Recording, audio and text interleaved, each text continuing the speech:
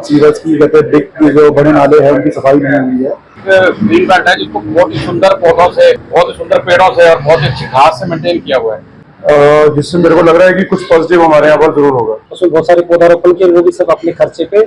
उद्योगों ने गुरुग्राम को हरा भरा करने की चलाई मुहिम। इंडस्ट्रियल डेवलपमेंट एसोसिएशन की तरफ से आयोजित किया गया पौधारोपण कार्यक्रम। ग्रीन बेल्ट के रखरखाव के लिए आईडीए ने जॉइंट कमिश्नर से मांगी समस्याओं से निजात। मांगों का ज्ञापन सौंपा, जल्द कार्रवाई का निगम के जॉइंट कमिश्नर ने दिया आश्वासन। गुरुग्राम को हरा भरा करने के लिए अब औद्योगिकी इकाइयां आगे आने लगी हैं। इंडस्ट्रियल डेवलपमेंट एसोसिएशन की तरफ से गुरुग्राम को हरा भरा करने के लिए पौधारोपण अभियान की शुरुआत की गई है। इस अभियान की शुरुआत नगर निगम के जॉइंट कमिश्नर से ग्रीन बेल्ट एरिया में पौधा लगाकर कराई गई। हालांकि पहले से ही आईडीए द्वारा ग्रीन बेल्ट का रखरखाव किया जा रहा है, लेकिन अब आसपास के अन्य ग्रीन बेल्ट एरिया को डेवलप करने के लिए एसोसिएशन ने उन्हें टेक ओवर करना शुरू कर दिया है।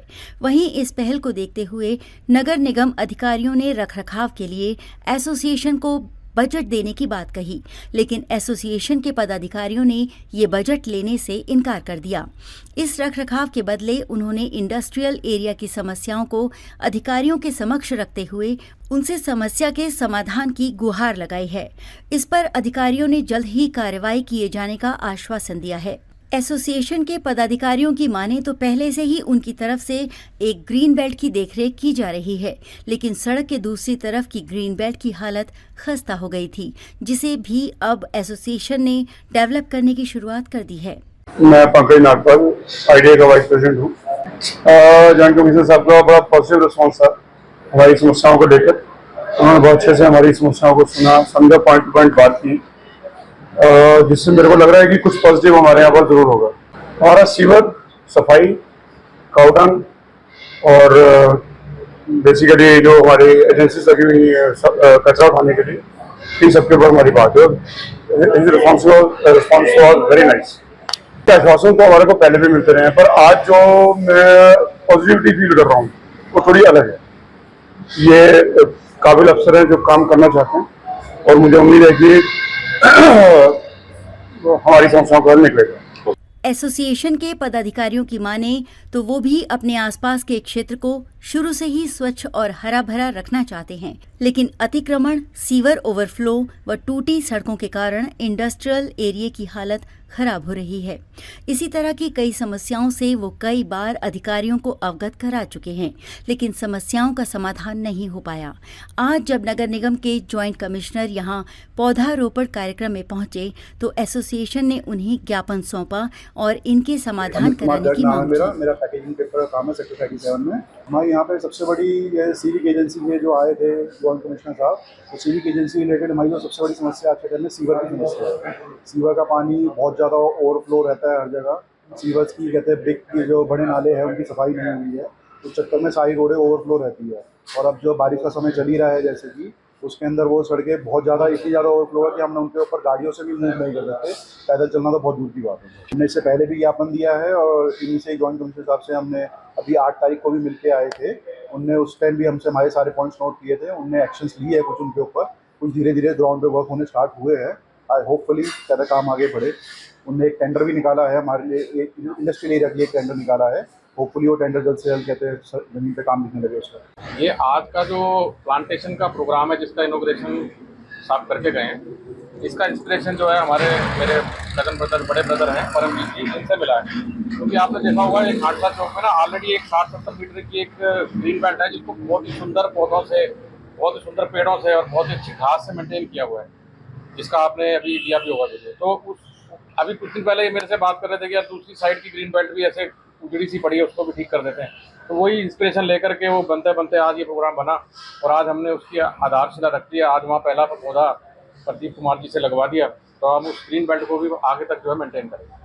जॉइंट कमिश्नर साहब ने तो बहुत ही अच्छी बात है कि उन्होंने तो यहाँ तक भी ऑफर कर दिया है कि हमारी कुछ पॉलिसीज़ हैं, अगर आप इसको मेंटेन कर रहे हो, उसको उसका खर्चा लेना चाहो तो हम दे सकते हैं। मैंने कहा सर ऐसा नहीं है, कितने सालों से इस ग्रीन बेल्ट को परम जी अपने खर्चे से मेंटेन कर रहे हैं, आप उनको पूछ के देख लो, मना कर देंगे।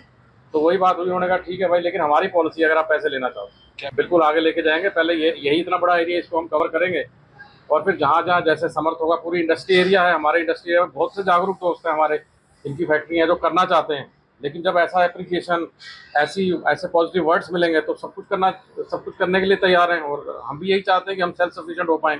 वहीं पौधारोपण कार्यक्रम में पहुंचे नगर निगम के जॉइंट कमिश्नर ने कहा कि वो बेहद खुश हैं कि इंडस्ट्रियल डेवलपमेंट एसोसिएशन की तरफ से ग्रीन बेल्ट को मेंटेन किया जा रहा है। यहाँ की कुछ समस्याओं के बारे में ये लोग पहले भी अवगत करा चुके हैं, जिसके लिए कार्य किया जा रहा है। कुछ कार्य दूसरे अधिकारियों के अधीन हैं, ऐसे में संबंधित अधिकारियों से भी बात की जा रही है कि वो इंडस्ट्रियल एरिया की समस्याओं का जल्द ही समाधान करा दें। आज मुझे इंडस्ट्रियल डेवलपमेंट एसोसिएशन KCT 1 और 2 की तरफ से निमंत्रण मिला था। यहाँ आकर मुझे बड़ी खुशी हो रही है कि सारे काम जो है सरकार के द्वारा करना संभव नहीं होता, बहुत सारी कमियाँ रह जाती हैं। तो कुछ बड़े अच्छे व्यक्तित्व होते हैं जो आगे बढ़ चढ़कर इस छोटी छोटी जो कमियाँ रह जाती हैं हमारे योगदान में, उनको पूरा करने की कोशिश करते हैं। इसी तरह की पहल परमजीत सिंह जी ने की है। उन्होंने अपने जो कॉम्प्लेक्स है इसके कोने पे जो ग्रीन बेल्ट है, उन्होंने उसको बड़ा अपने बच्चे की तरह पालते हुए उसको बड़ा सजाया, उसमें बहुत सारे पौधारोपण किए, वो भी सब अपने खर्चे पे। तो इसके लिए मुझे बड़ी खुशी मिल रही है कि ऐसा अगर और भी कोई नागरिक या कोई संस्थाएं आके अगर कोई टेक ओवर करना चाहें तो हम उनको तैयार हैं।